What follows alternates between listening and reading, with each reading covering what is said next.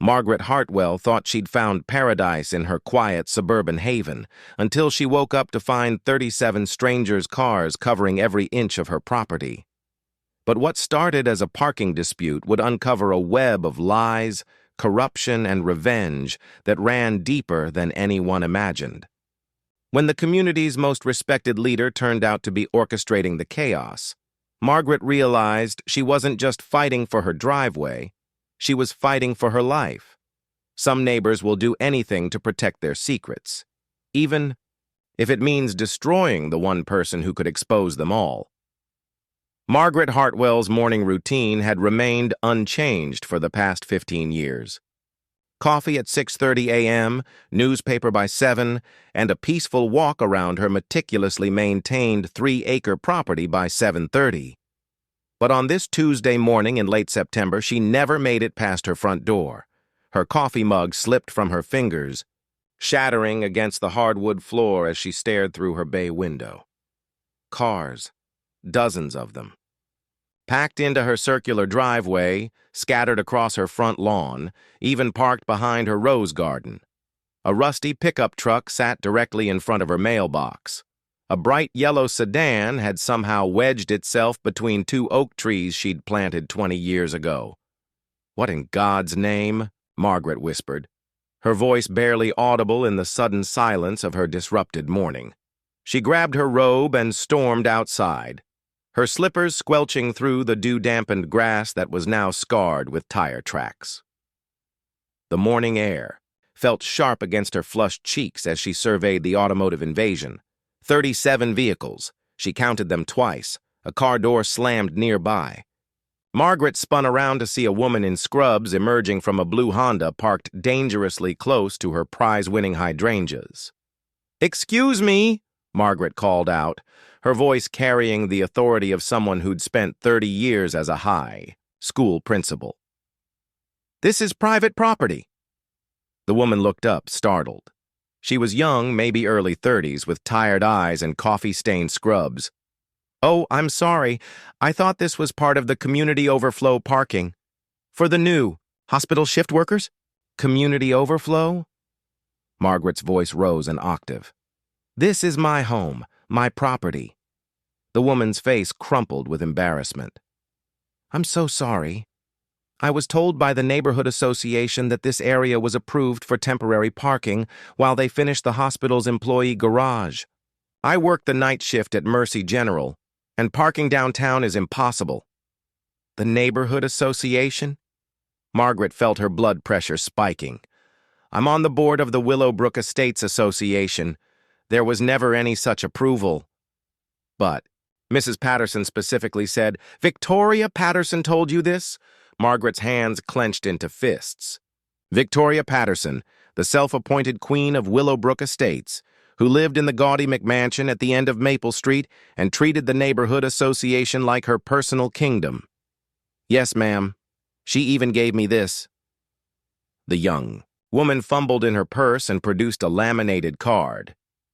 "It says I have parking privileges at 1247 Elm Street until October 15th. Margaret snatched the card, her address, her property, printed on official-looking letterhead she'd never seen before, complete with a forged signature that vaguely resembled her own. "This is a complete fabrication," Margaret said, her voice dangerously quiet. "I never signed this. I never gave permission for any of this." The woman's face went pale. "But I paid the $50 fee. Mrs. Patterson collected it from all of us last week." $50? Margaret's mind reeled. 37 cars, $50 each. Nearly $2,000 collected in her name for parking on her property without her knowledge or consent. "I'm calling the police," Margaret announced, pulling her phone from her robe pocket. "Please don't." The woman's voice cracked. "I can't afford a ticket. I just started this job after being unemployed for 6 months. I have 2 kids and this isn't your fault," Margaret said, her anger redirecting toward its proper target. "But I need you and everyone else to move your cars immediately." Word spread quickly among the car owners. Within 20 minutes, Margaret's Front yard became a circus of confused, angry people trying to navigate their vehicles off her property. Some were apologetic, others were indignant, insisting they had every right to park there.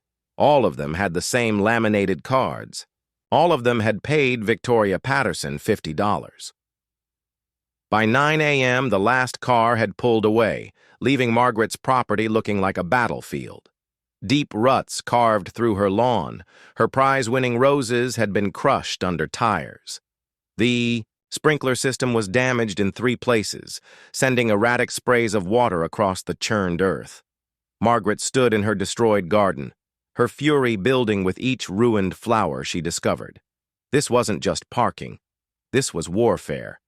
She marched to her garage and climbed into her silver Buick, her hands shaking as she gripped the steering wheel. The drive to Victoria Patterson's house took exactly 4 minutes. 4 minutes for her anger to transform from hot rage into cold, calculated fury.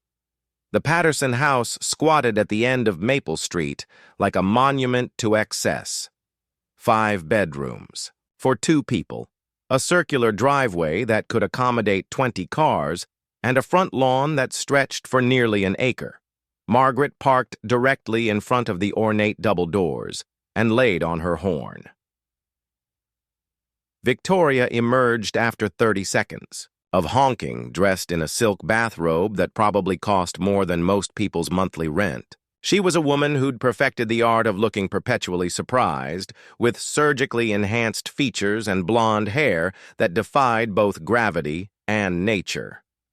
"Margaret, darling," Victoria called out, her voice dripping with false sweetness. "What brings you by so early?" Margaret climbed out of her car, holding up one of the laminated parking passes. "Explain this." Victoria's carefully maintained expression flickered for just a moment, long enough for Margaret to catch a glimpse of something darker underneath. "I'm not sure what you mean." 37 cars, Victoria. 37 cars parked on my property, each driver carrying one of these passes with my forged signature, each driver having paid you $50 for the privilege. "Oh my." Victoria pressed a manicured hand to her throat. "There must have been some terrible misunderstanding. The only misunderstanding is thinking you could get away with this." Margaret stepped closer, her voice dropping to a whisper. "I want to know why you did this, and I want to know right now."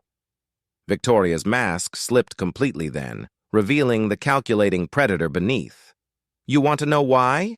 Because you've been a thorn in this community's side for 15 years. Every improvement, every change, every attempt to modernize this neighborhood, you've stood in the way. Because those improvements were either illegal or detrimental to property values. Because you're a bitter old woman who can't stand the thought of anyone else having authority." Victoria's voice turned vicious. "Did you think I didn't know about your little investigation into the community fund mismanagement? Your precious audit that could expose financial irregularities?" Margaret's blood chilled. She'd been quietly gathering evidence of Victoria's embezzlement from the association's funds. Thousands of dollars diverted for personal use, covered up with creative bookkeeping. But she'd been careful, discreet. "I thought a little chaos in. Your perfectly ordered life might remind you of your place in this community," Victoria continued. "Clearly, I underestimated how far you're willing to take this little war of yours." "War?" Margaret laughed, but there was no humor in it. "Victoria, you haven't seen war yet, but you're about to." "Are you threatening me?" "I'm promising you. Whatever game you think you're playing, whatever power you think you have, it ends now. I'm going to expose every corrupt deal, every stolen dollar, every lie you've told this community. And when I'm done, the only place you'll have any authority is in a federal prison." Victoria's face flushed red, her careful composure completely shattered. "You sanctimonious bitch. You have no idea who you're dealing with. Then enlighten me. This community runs the way it does because people like me make the hard decisions. We take care of problems. We protect our way of life. And when someone threatens that, Victoria stepped closer, her voice dropping to a menacing whisper. We take care of them too. The threat hung in the air between them like a loaded weapon. Margaret felt a chill that had nothing to do with the morning air. This wasn't just about parking or embezzlement anymore. This was something deeper, darker. Is that supposed to scare me? Margaret asked. It should. Victoria's smile was sharp as broken glass. Because this little parking situation, it's just the beginning. I can make your life very difficult, Margaret. More difficult than you can imagine. Margaret turned to leave, then paused. Victoria, you made one critical mistake in all this. What's that? You assumed I was fighting alone. Margaret climbed back into her car and drove away, leaving Victoria standing in her oversized doorway with confusion replacing confidence on her surgically perfected face. The truth was, Margaret had been fighting alone, but not anymore. If Victoria wanted to escalate this beyond a simple property dispute, Margaret would give her a war she'd never forget. She just needed to make one phone call. 20 minutes later, Margaret sat in her damaged garden with her phone pressed to her ear, listening to the ringtone that would change everything. Hartwell resident. She bolted upright in bed, her heart hammering as the mechanical roar shattered the pre-dawn silence of Willowbrook Estates. Through her bedroom window, she could see orange sparks flying in the darkness, illuminating figures moving around her. Property line. They were cutting down her trees. Margaret threw on clothes and rushed outside, her bare feet slapping against the cold pavement of her driveway. 3 men in reflective vests operated industrial chainsaws, methodically felling the mature oak trees that bordered her property. 2 more men fed the severed branches into a wood chipper that screamed like a mechanical banshee. "Stop!" Margaret shouted, running toward them. "What are you doing?" One of the men shut off his chainsaw and pulled out a work order. "Tree removal, ma'am. Emergency city ordinance. These trees pose a hazard to power lines." Margaret snatched the paper from his hands. Official city letterhead, signed by the Parks and Recreation Director, authorizing the immediate removal of dangerous trees at 1247 Elm Street. The signature looked legitimate. The document looked legitimate. It was completely fabricated. "There are no power lines near these trees," Margaret said, her voice shaking with fury. "This is private property, and I never authorized any tree removal." "Ma'am, we're just following orders. You'll need to take this up with the city. The city offices don't open for 3 hours." The man shrugged and restarted his chainsaw. Margaret stood helpless as century-old oaks, trees that had been mature when she bought the house, crashed to the ground with earth-shaking thuds. Each fallen giant left a gaping hole in her carefully maintained landscape, exposing her property to the street like a missing tooth in a smile. By 7 a.m., 6 trees were gone. The work crew packed up their equipment and drove away, leaving Margaret, standing in a wasteland of sawdust and wood chips. Her once private sanctuary now felt naked and vulnerable, visible from every angle. Her phone buzzed. "Agent Chen." "Mrs. Hartwell, we traced that threatening phone call. It came from a burner phone purchased with cash at a convenience store in downtown Chicago. No security cameras, no way to identify the buyer, but the timing suggests coordination. With local harassment?" "Agent Chen, they cut down my trees." Silence on the other end. "What trees?" Margaret explained the morning's assault while walking through the wreckage of her front yard. Wood chips crunched under her feet like broken bones. "That's escalation with a capital E," Agent Chen said grimly. "Someone's trying to make your life so miserable that you'll drop the investigation. The question is whether it's Patterson acting alone or if she's got accomplices. What do I do? Fight back, hard, and I mean starting right now." At 9 a.m. sharp, Margaret marched into Willowbrook City Hall like a woman declaring war. She'd spent an hour researching the Parks and Recreation Director whose signature appeared on the fraudulent work order. His name was Marcus Webb, and according. To the city website, he'd been in his position for 8 years. The Parks Department occupied a cramped office on the second floor, smelling of burnt coffee and bureaucratic despair. Marcus Webb turned out to be a thin, nervous man in his 50s who looked like he'd rather be anywhere else. "Mr. Webb, I'm Margaret Hartwell. 6 of my trees were cut down this morning based on this work order bearing your signature." She slapped the document onto his desk. Webb examined the paper, his face growing pale. "Mrs. Hartwell, I didn't sign this. This isn't even our standard form." "Then who did?" "I have no idea. But this is fraud, plain and simple. Someone forged my signature and impersonated city authority." Webb picked up his phone. "I'm calling the police right now." "Don't bother. They're already compromised." Margaret pulled out her own phone and dialed Agent Chen. But the FBI isn't. 20 minutes later, Agent Chen arrived with a partner, Agent Martinez, a stocky Hispanic man with suspicious eyes and a recorder that captured every word of Webb's statement. The parks director was visibly shaken, repeatedly insisting that he'd never seen the work order before and had no authority to authorize tree removal on private property. "Mr. Webb, we'll need copies of all legitimate work orders from the past 6 months," Agent Chen said, "and a list of anyone who might have access to your letterhead or signature stamp." "Signature stamp?" Margaret interrupted. "Yeah, most city departments use signature stamps for routine paperwork," Agent Martinez explained. "Easier than hand-signing hundreds of documents." Webb nodded. "But my stamp is locked in my desk. Only I have the key. Can we see it?" Webb unlocked his desk drawer and froze. "It's gone." The silence stretched for several seconds before Agent Chen spoke. "When did you last use it?" "Friday afternoon. I'm sure I put it back." Webb frantically searched through his desk. "Someone took it. Someone came into my office and stole my signature stamp." Agent Martinez was already on his phone, calling for a forensics team to dust the office for prints. But Margaret's mind was racing ahead to the implications. Whoever had orchestrated the tree removal had inside access to city offices. This wasn't just Victoria Patterson acting alone. This was a coordinated conspiracy involving government officials. "Mr. Webb, who has access to this building after hours?" Agent Chen asked.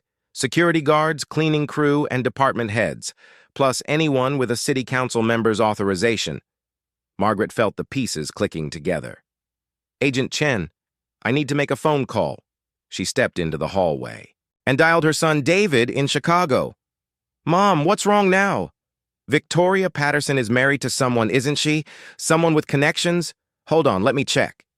She could hear David typing rapidly. "Yeah, Robert Patterson.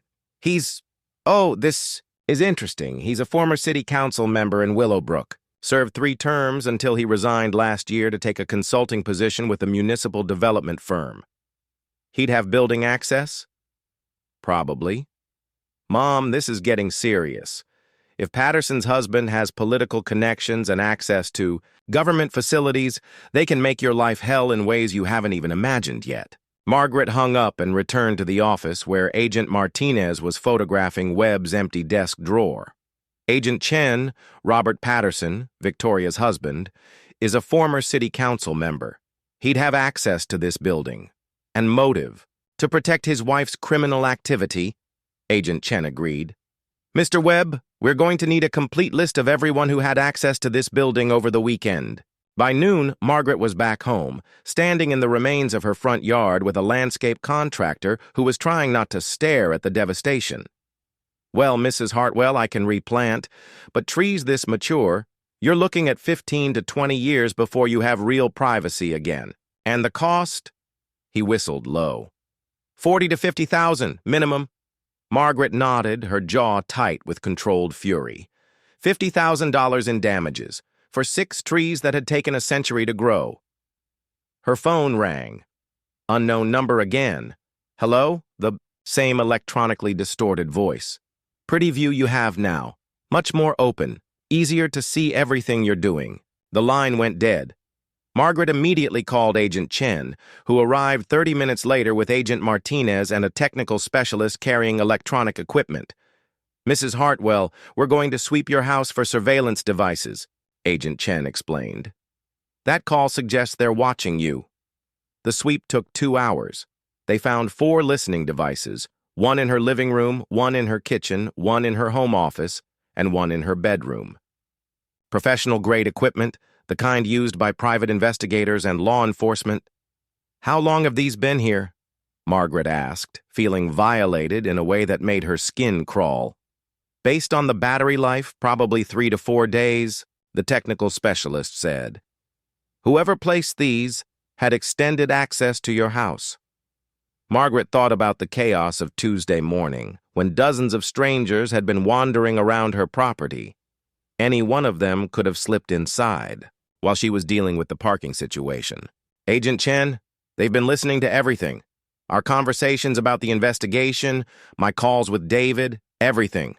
Which means they know we're on to them and they're panicking." Agent Chen bagged the listening devices. "People who resort to surveillance and intimidation usually do it because they're running out of legal options. What's our next move?" "We get a warrant for the Patterson residence. Between the forged documents, the stolen signature stamp, the illegal surveillance, and the threatening phone calls, we have probable cause for a full search." At 4 p.m., Margaret watched from her living room window as 3 black FBI vehicles pulled up outside the Patterson house. Agent Chen had invited her to observe from a distance, partly for her safety and partly because she deserved to see justice in action. The search lasted 4 hours. Margaret could see agents carrying boxes of documents, computer equipment, and what looked like electronic devices. Victoria Patterson stood in her doorway like a queen in exile, her perfectly coiffed hair and designer clothes a sharp contrast to the federal agents treating her home like a crime scene. Robert Patterson was notably absent. Agent Chen called Margaret at 8 p.m. with an update. "We found the signature stamp in Patterson's home office, along with the template she used to create those parking passes. We also found financial records showing systematic embezzlement from the Homeowners Association, dating back 5 years. But the B." At 4:23 a.m., her bedroom window exploded inward in a shower of glass and splintered wood. She rolled out of bed instinctively, her body moving before her mind could process what was happening. The softball-sized rock that had shattered her window lay among the glass shards, wrapped in paper and secured with rubber bands. Her hands shook as she unwrapped the message. "Last warning.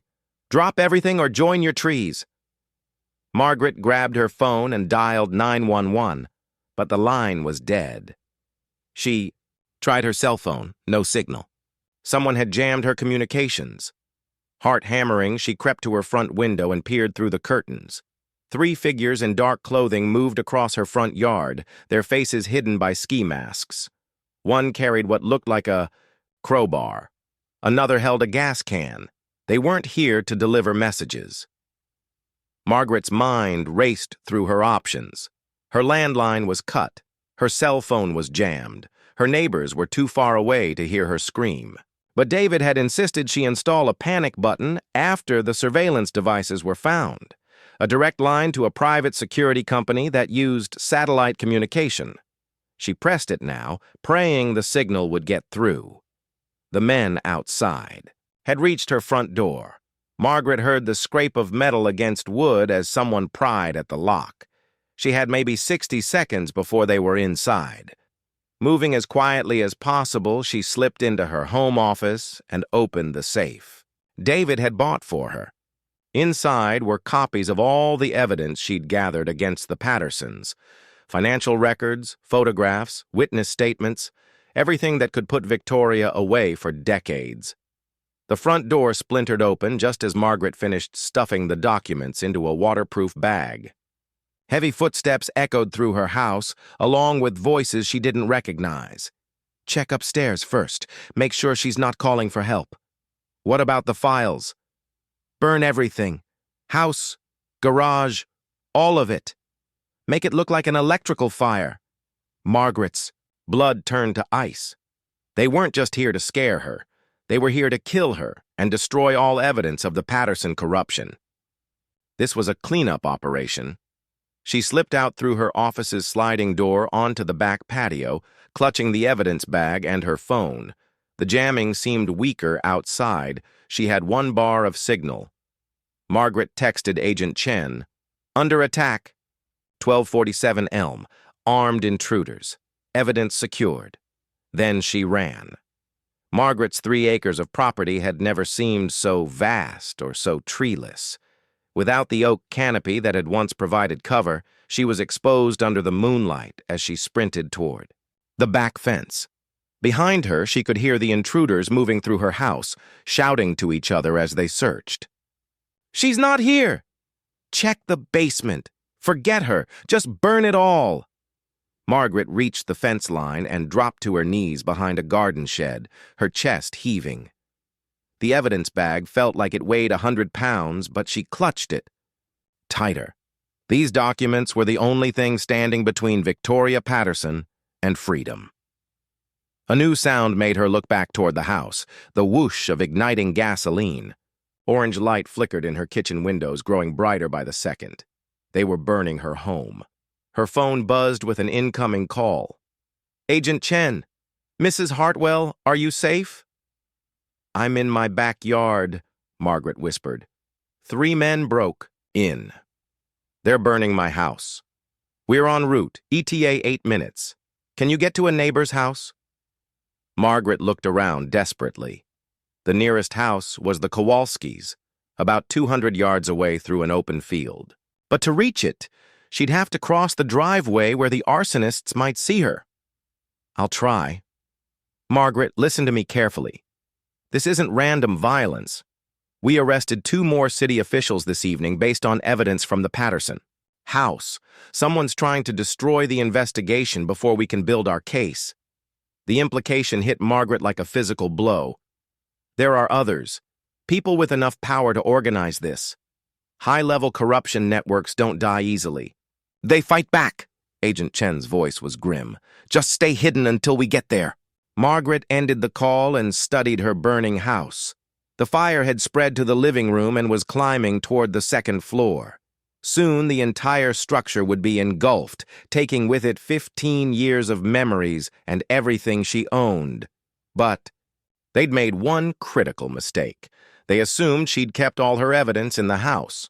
A car engine started in her driveway. Margaret crept to the corner of the shed and watched one of the intruders drive away in a dark sedan. The other 2 remained, silhouetted against the growing flames as they watched her home burn. Then she heard something that made her blood run. Cold, sirens in the distance but not coming toward her house. They were heading away, toward downtown Willowbrook. Her phone buzzed with a text from Agent Chen. "Multiple incidents tonight.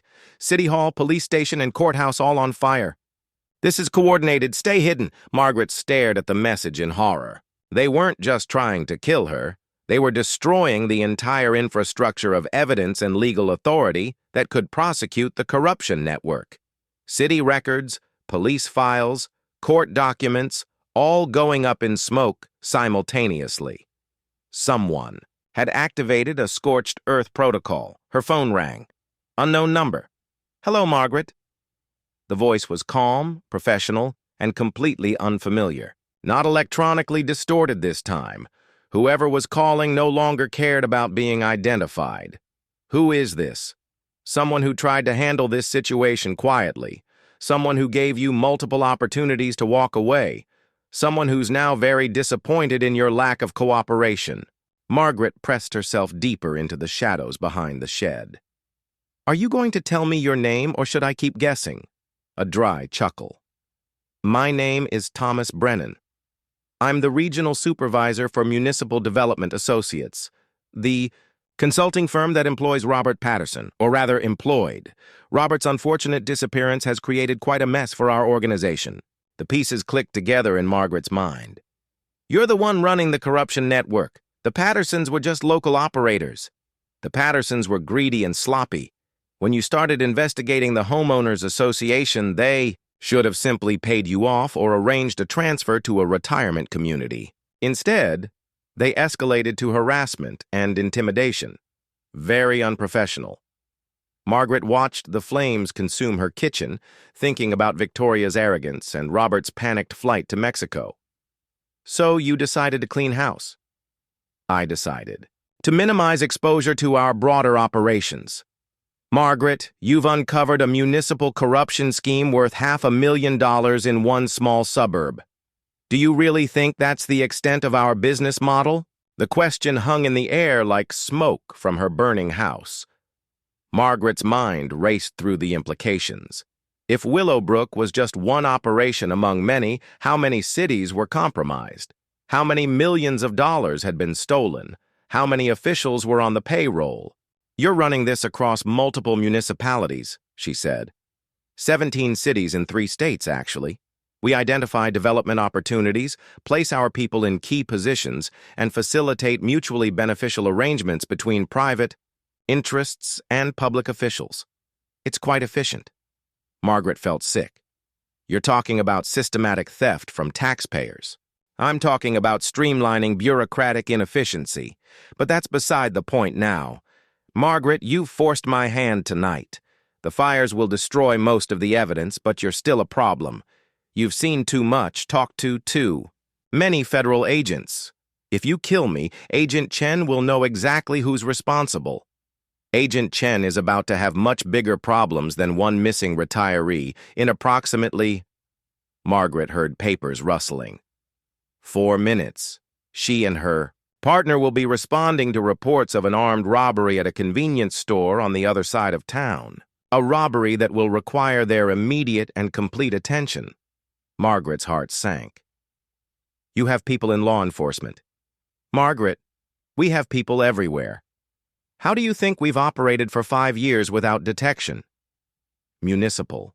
Corruption requires cooperation at every level. City council, police, fire department, building inspectors, court clerks. Everyone has a price.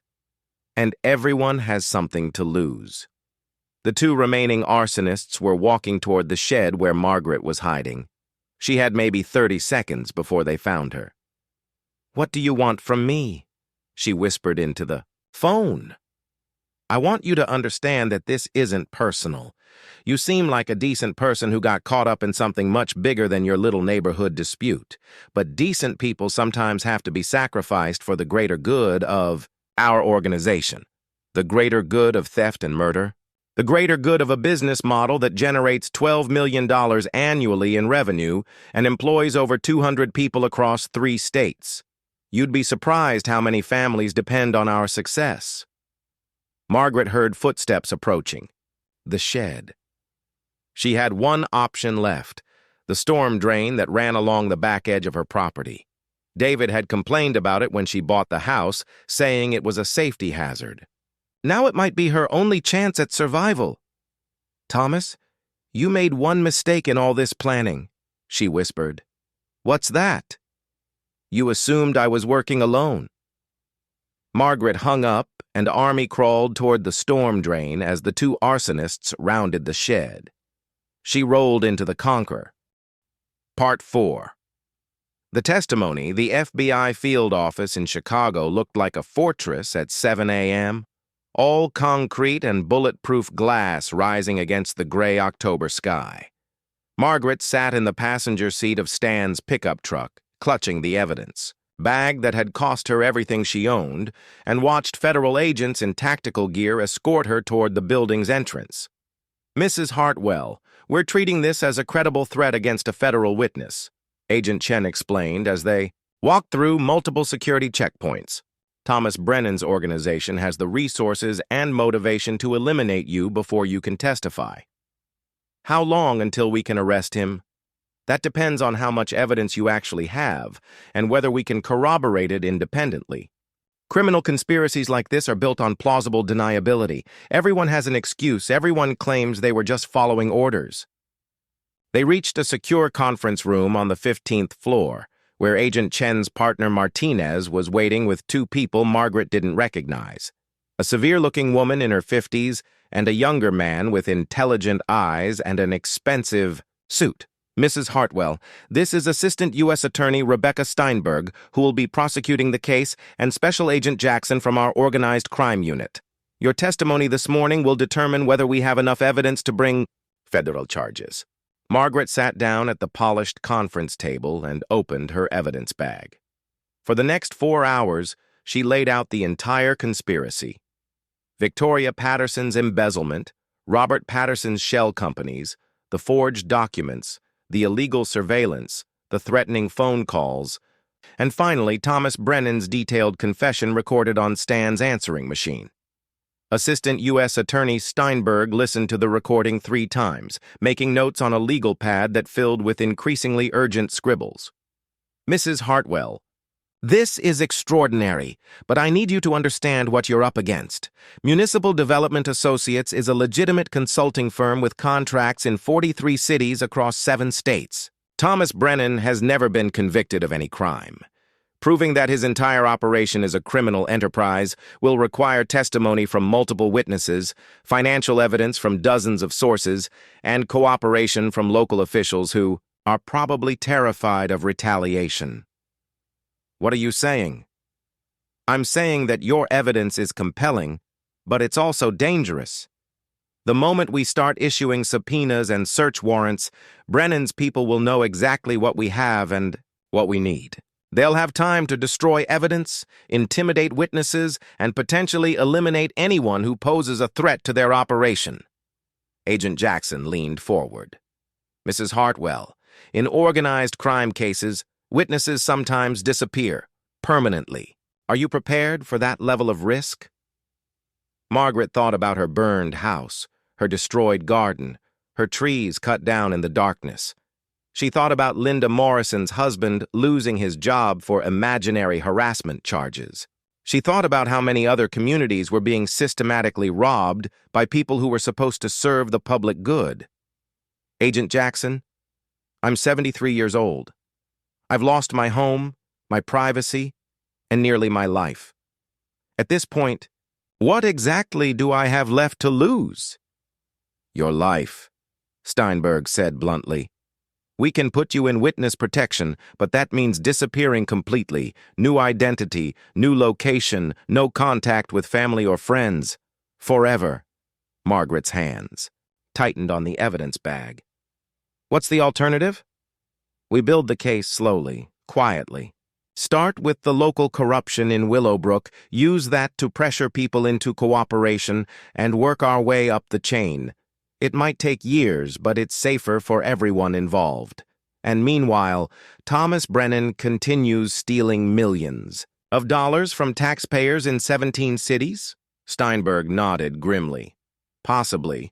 But rushing into a federal racketeering case without adequate preparation could result in Brennan walking free entirely. Margaret stood up and walked to the conference room window, looking down at the city spread below. Somewhere out there, Thomas Brennan was probably coordinating damage control, deciding which witnesses to intimidate and which evidence to destroy. Every day they delayed was another day for him to cover his tracks. Agent Chen, you said this could be the biggest municipal corruption case in federal history. If we can prove it, yes. Then let's prove it. But let's do it right. Margaret turned back to the table. I want to wear a wire. The room fell silent. Agent Jackson was the first to speak. Mrs. Hartwell, that's extremely dangerous. If Brennan discovers you're working with us, he already knows I'm working with you. He monitored my phone calls, remember? The question is whether we use that knowledge to our advantage. Assistant U.S. Attorney Steinberg frowned. What are you proposing? Margaret pulled out her phone and scrolled through the missed calls from unknown numbers. Thomas Brennan called me directly last night. He's not hiding anymore. He's in damage control mode. If I call him back and offer to negotiate, he might reveal information about his other operations, his financial structure, his network of corrupted officials. Or he might just have you killed, Agent Martinez pointed out. Not if we do it right. Not if we make him think I have something he needs. Agent Chen studied Margaret with new respect. You want to play him? I want to give him enough rope to hang himself. Thomas Brennan thinks he's smarter than a retired school teacher from suburban Chicago. Let's use that arrogance against him. For the next 2 hours, they planned the operation. Margaret would call Brennan and offer to return the evidence in exchange for financial compensation and guaranteed safety. The conversation would be recorded, and federal agents would be positioned to intervene if the situation became dangerous. Mrs. Hartwell, you need to understand that once we start this, there's no going back, Steinberg warned. If Brennan agrees to meet with you, you'll be walking into a situation where any mistake could be fatal. Margaret thought about Victoria, Patterson's smug face, about her trees lying dead in the darkness, about the systematic corruption that had poisoned her community for years. Ms. Steinberg, I spent 30 years dealing with people who thought they could intimidate others into silence. Thomas Brennan isn't special. He's just another bully with more resources. At 2 p.m., Margaret sat in the conference room with electronic monitoring equipment taped to her chest and federal agents listening on headphones. She dialed Thomas Brennan's number. He answered on the first ring. Margaret, I was wondering when you'd call. Thomas, we need to talk. I assumed we might. I trust your evening was educational? Margaret forced steel into her voice. It was expensive. I lost my house, my belongings, and nearly my life. But I still have something you want. The evidence files. Yes, I imagine you do. I want to make a deal. Brennan chuckled. I'm listening. I return all physical evidence, documents, recordings, photographs, in exchange for financial compensation and a guarantee that your people leave me alone. How much compensation? Margaret looked at Agent Chen, who held up a note reading B. Greedy. Make it believable. $2 million. Silence on the line. Then, that's quite expensive for a retired teacher's cooperation. It's quite cheap for keeping a $12 million operation intact. Assuming I were to agree to such an arrangement, how would I know you'd actually destroyed all the evidence? Margaret smiled. This was exactly what they'd hoped he'd ask. Because I'm not stupid, Thomas. I know that crossing your organization is a death sentence. I want to take the money and disappear somewhere your people can't find me. And the federal investigation? What federal investigation? Agent Chen responded. To a house fire and some vandalism complaints. Without the evidence I collected, there's no case. Another long silence. Margaret could almost hear Brennan calculating, weighing risks and benefits. Margaret, you're more pragmatic than I gave you credit for. Where would you like to meet? Agent. Jackson held up a note. Lincoln Park Zoo, public location, multiple exits. Lincoln Park Zoo, tomorrow at noon, the penguin exhibit. Very well. But Margaret, if this is some kind of trap, if there are federal agents involved in any way, the consequences will be severe. Thomas, I'm 73 years old and I just lost everything I owned. The only thing I want now is enough money to start over somewhere far away from all this. We'll see. Margaret, come alone and bring everything. The line went dead. Agent Chen pulled off her headphones. Perfect. He's nervous, he's desperate, and he's overconfident. Classic criminal mindset when they think they're about to solve all their problems. What's our next move? Margaret asked. We wire the zoo with surveillance equipment and position tactical teams at every exit. You wear recording devices and a GPS tracker. The moment Brennan admits to anything incriminating, we move in. Assistant U.S. Attorney Steinberg looked troubled. This is still incredibly risky. Brennan could bring armed associates. He could choose to eliminate Margaret instead of paying her. That's why we'll have 50 federal agents within 100 yards of the meeting location, Agent Jackson said. And Mrs. Hartwell will have a panic button that brings them running in under 30 seconds. Margaret nodded, but privately she understood the real risk. Thomas Brennan had run a sophisticated criminal enterprise for over a decade without getting caught. He didn't survive this long by being careless or trusting. Tomorrow's meeting would be a chess match. Part 5. The Endgame Lincoln Park Zoo at 11:45 a.m. buzzed with the ordinary chaos of families, school groups, and tourists, the perfect cover for what Margaret knew would be anything but an ordinary day. She stood near the penguin exhibit, watching the sleek black and white birds dive and surface in their artificial Arctic habitat, and tried to calm her racing heart. The wire taped to her chest felt like it weighed 1,000 pounds. The GPS tracker in her shoe seemed to burn against her ankle. The panic button disguised as a hearing aid sat heavy in her ear canal, requiring only a double tap to bring 50 federal agents running.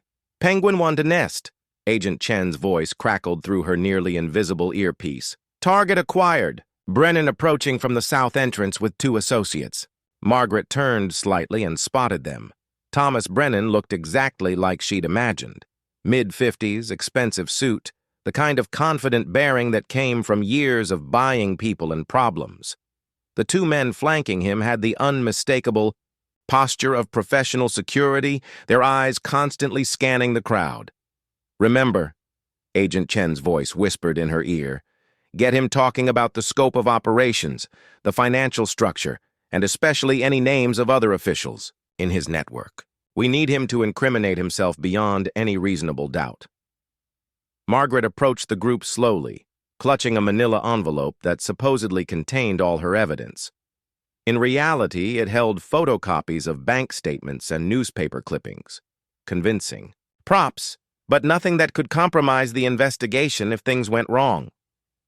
"Thomas," she said, her voice carrying just the right note of nervous resignation. Brennan smiled, but his eyes remained cold and calculating. "Margaret, you look well for someone who lost her home recently. I've had better weeks. I'm sure you have. Shall we walk? I find that conversations flow better when people are moving." They began strolling along the zoo's main pathway, Brennan's security detail maintaining a careful distance. Margaret noticed Agent Chen had been right about the surveillance. Tourists with cameras that lingered too long, maintenance workers who seemed more interested in people than animals, mothers pushing, strollers who kept pace with their group despite having no children visible. "The envelope, Margaret. I assume it contains what we discussed?" Margaret held it against her chest.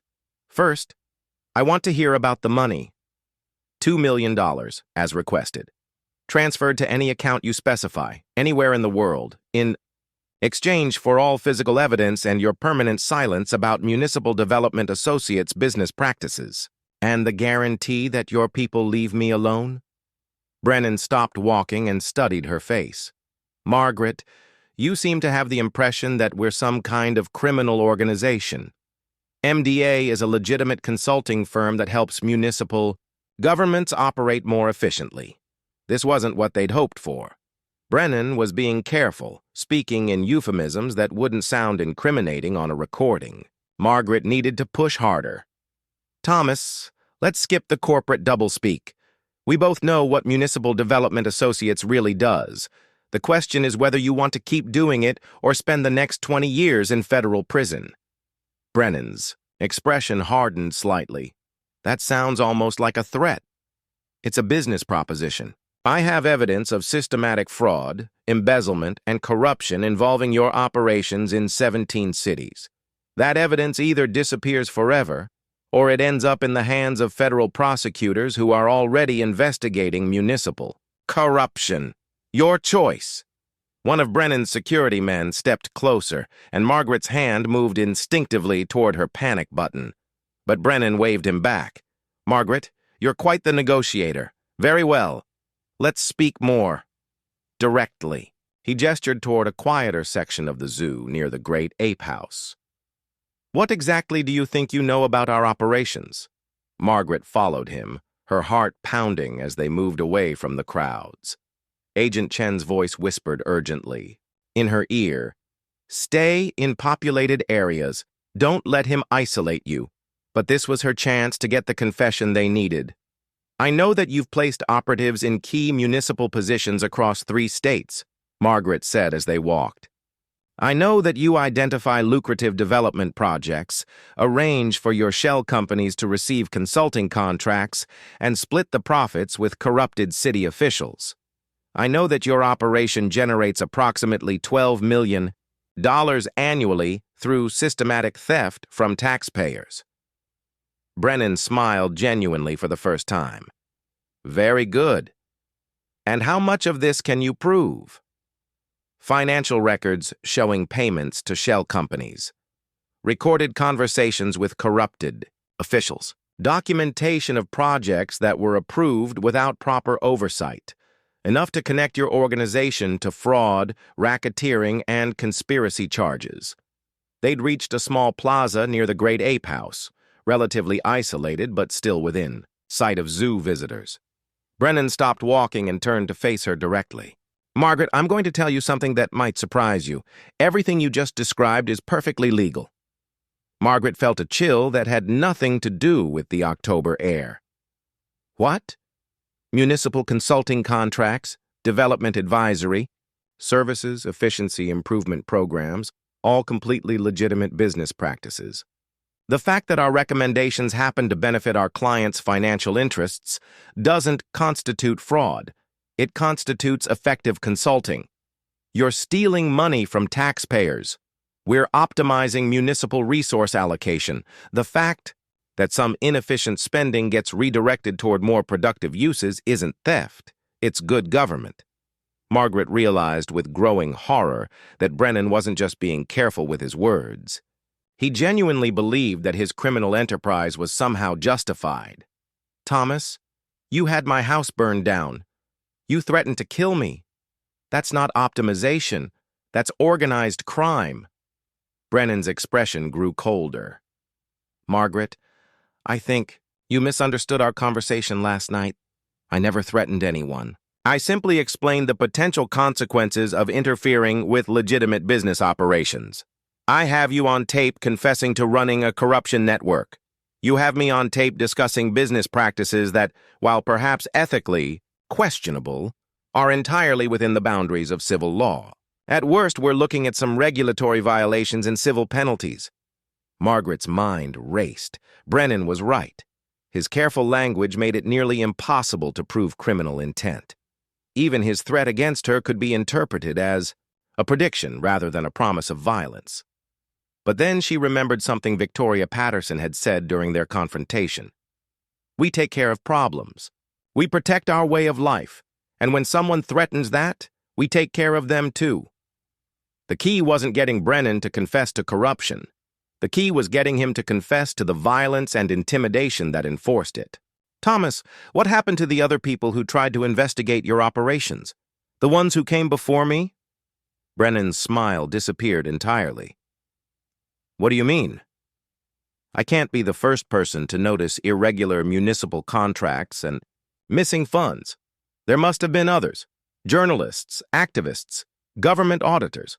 What happened to them? Margaret, I think you're letting your imagination run away with you. Am I? Because it seems like your organization has been operating for over a decade without any serious investigation until now. That suggests you're very good at discouraging people from asking questions. Margaret was fishing, hoping to provoke Brennan into revealing something incriminating, but his response chilled her to the bone. Margaret, some people are simply more reasonable than others. They understand that certain investigations aren't in anyone's best interests. They accept financial incentives to pursue other avenues of inquiry. They relocate to different jurisdictions where their skills might be better utilized. And the ones who aren't reasonable? Brennan studied her face carefully. Margaret, are you wearing a recording device? The question hung in the air like a loaded weapon. Margaret's hand moved toward her panic button, but one of Brennan's security men had somehow appeared behind her, blocking her path back toward, the crowds. Thomas, I thought we were having a business discussion. We were. But I'm beginning to suspect that you're not as interested in financial compensation as you claimed. Margaret's mind raced through her options. She could activate the panic button, but Brennan's men might silence her before help arrived. She could try to run, but she was 73 years old and surrounded by professional security. Or she could finish what she'd started. You're right, Thomas, I'm not interested in your money. Brennan's expression turned dangerous. Then what do you want? I want you to answer one simple question. What happened to City Auditor Janet Mitchell in Des Moines? The one who was investigating municipal contracts in 2018? Margaret was gambling everything on a name she'd found in her research. A government auditor who'd been asking questions about development contracts before suddenly resigning and moving out of state. The color drained from Brennan's face. How do you know that name? Because I did my homework. Just like I know about Planning Commissioner Robert Hayes in Milwaukee and Budget Director Sarah Chen in Springfield. All of them started investigating municipal contracts. All of them suddenly resigned or transferred to different cities. All of them stopped a